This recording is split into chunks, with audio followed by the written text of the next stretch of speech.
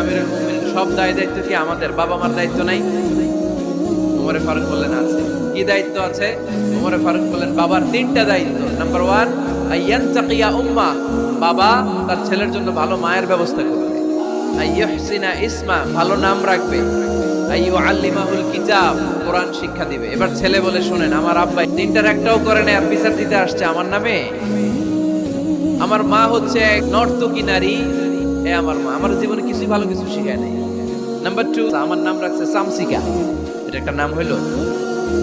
ওয়ালাম ইউআল্লিমনি হারফাম মিন কিতাবিল্লাহ, আল্লাহর কিতাবের একটা অক্ষর আমার শিখায় নাই। ওমরে ফারুক এবার রেগে গেলেন, বাবার গায়ে ধরলেন, তুই বেটা বিচার দিতে আসছিস ছেলেরে নিয়ে, এখন তোর বিচার হবে আগে।